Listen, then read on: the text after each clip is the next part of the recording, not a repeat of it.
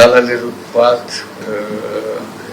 তারপরে উপদালালের উৎপাত, বাড়িঘরের উৎপাত, গিয়ে গিয়ে উৎপাত, পুলিশের উৎপাত, নানা ভঙ্গি একটাকে কেন্দ্র করে কত রকমের যে উৎপাত মানুষের জীবনে আসে, এবং তার এমন টাকা এটা ছাড়া তার উপায় নেই, বাঁচার উপায় নেই।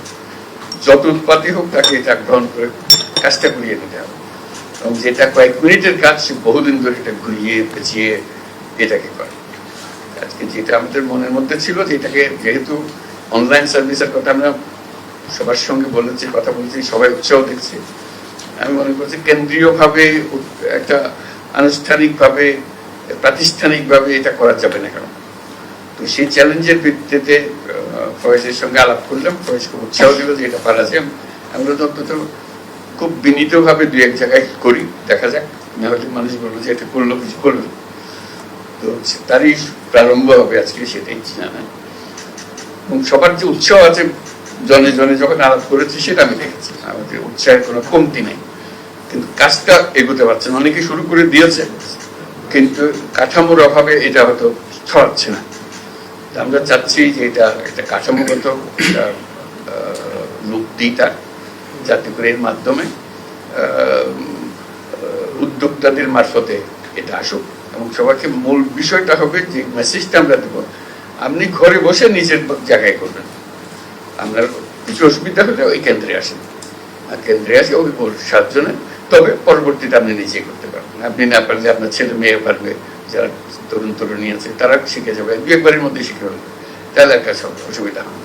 সেটাই ছিল আমাদের সুযোগ। আমি এখন ফয়েজকে বলবো তার আজকে মিটিংয়ের কিভাবে আয়োজন হচ্ছে সেটা আমরা শুনবো ফয়েজের কাছে। যখন যাই লোকাল যারা বাংলাদেশি আছে ওখানে, তাদের সঙ্গে বৈঠক করি, কথাবার্তা বলি, তাদের সমস্যার কথা শুনি, এবং তার মধ্যে একটা কমন বিষয় হলো যে পাসপোর্ট রিনিউয়াল।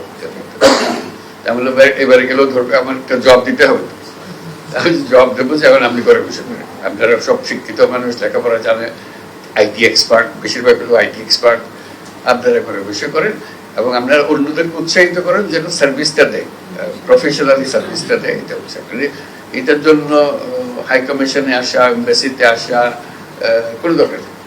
কাজে এইটা বলার জন্য তখন বললাম যে আমি তো যাবো, এই কথা বলবো, পারবে কিনা বলতে পারবো। তো সেটা এখন কিভাবে পারবে আমি জানি না, আমি বলবো যে এটা হবে, এটা বলে কাজে এখন হওয়ার দায়িত্ব তার, যে আবার আশ্বাস দিয়েছে যেটা হবে, কাজে এটা আমরা করে দেবো। এটাই হলো বিষয়টা।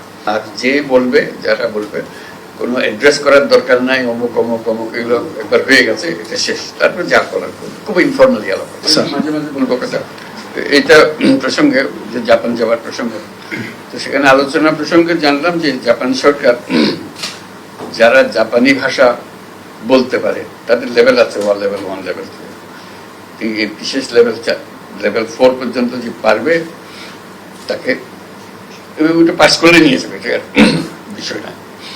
কাজে আমি বললাম যে তাহলে আমরা বসে আছি কারণ তাকে একদম জাপানি ভাষা শিক্ষক আর চলে যাক সেখানে, তারা বলতেছি নিয়ে যাবে। তো সেটা আমি আলাপ করে আসবো কিভাবে করবো। আমি যে প্রথমে আমরা 1 লক্ষ ছেলে মেয়ে টার্গেট করবো, এবং ওদেরকে বলবো শিক্ষক দাও, অথবা এখানে যারা শিক্ষকতা করতে পারে, জি স্যার দিতে পারে, যেভাবে হোক আমরা শিক্ষক জোগাড় করবো। ক্রমে ক্রমে এরকম যেটা শুরু করলাম ওইটা ওইভাবে শুরু হবে, আস্তে আস্তে একটা শুরু হবে। এবং একবার শুরু হলে বলছি রাত থামবে না, যত দিতে পারেন আমরা দিতে থাকবো, আপনাদের সংখ্যা। আমি 1 লক্ষ দিয়ে শুরু করতে চাচ্ছি, 1 লক্ষ টার্গেট করে, 1 লক্ষ তো রাতারাতি হবে না, আমরা শুরু করবো হয়তো 200-500 দিয়ে শুরু করবো, আস্তে আস্তে আরো 1000 হবে, লাখ হবে, ইত্যাদি ইত্যাদি যাবো। এইটাও আরেকটা সুযোগ, শুধু একটা ভাষা শেখা, এবং তারা সেটা শেখাবার জন্য যা যা আয়োজন লাগে সেটা করে দিতে পারবে, এবং সেটা করা।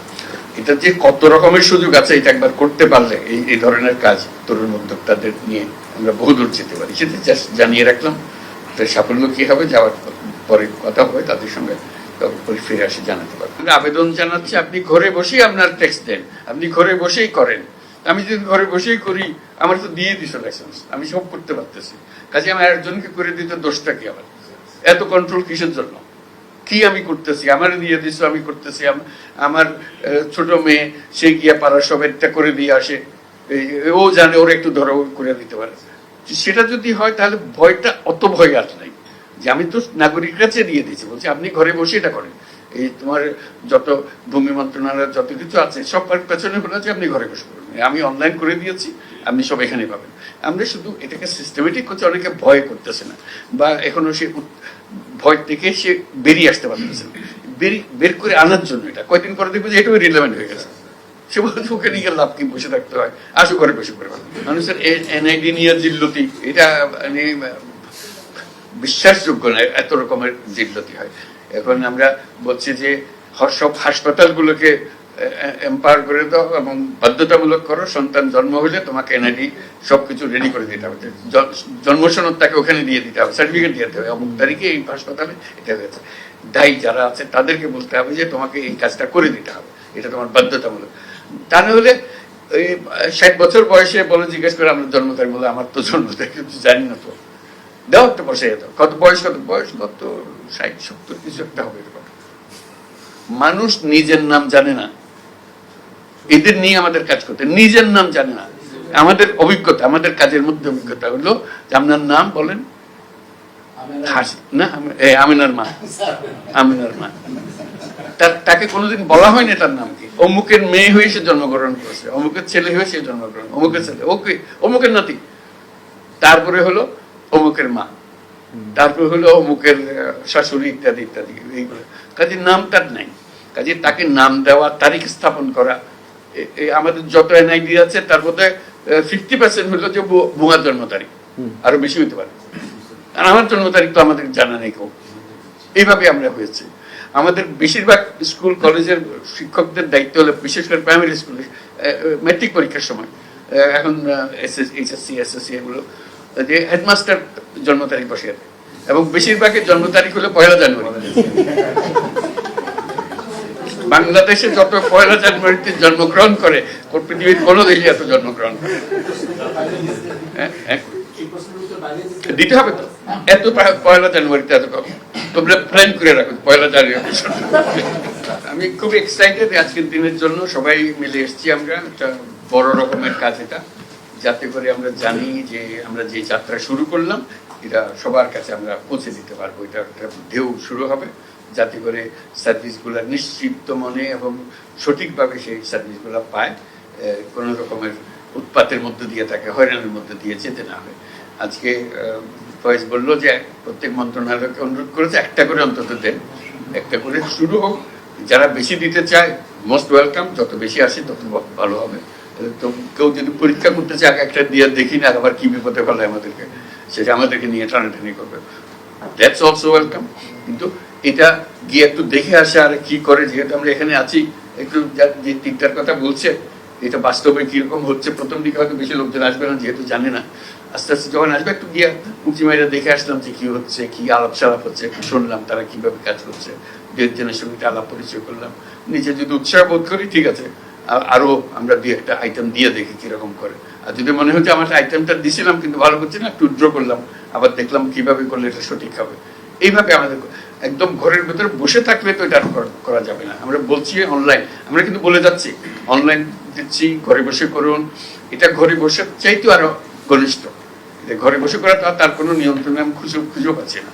এটা অন্তত গিয়ে দেখে আসতে পারতেছি কে কি করছে, কিভাবে হচ্ছে, কয়টা করেছে, কি ধরনের সার্ভিস লোকে পছন্দ করছে। এখন ধরো 10টা-12টা সার্ভিস একসঙ্গে হয়তো হবে, হলে তার মধ্যে কোন সার্ভিসটা সে বেশি চাচ্ছে, 1 নম্বর সার্ভিস কোনটা বেশি চায়, 2 নম্বর সার্ভিস বেশি কি চায়, তাহলে সেটার থেকে আমরা একটা ধারণা পাবো। সেটাও একটা স্ট্যাটিস্টিক্স আমাদেরকে দিতে পারে, এটা উৎসাহিত করবে সবাইকে। কাজে এটা যাতে নিশ্চিত হই আমরা ত্রুটিমুক্ত থাকি, যাতে করে কেউ না বলে যে না এটা চালানো যাবে না, এর দূর অগ্রসর হওয়ার পরে চালানো যাবে না, decision not be very welcome decision. কাজে আমাদের নিশ্চিত হতে হবে যেটা করছি সঠিকভাবে করছি, এখানে ভুল করার সম্ভাবনা অতি অতি অতি নগণ্য, এটা অলমোস্ট নীল। এই পর্যায়ে নিয়ে যেতে হবে, তখন বর্ষা আসবে সবার জন্য।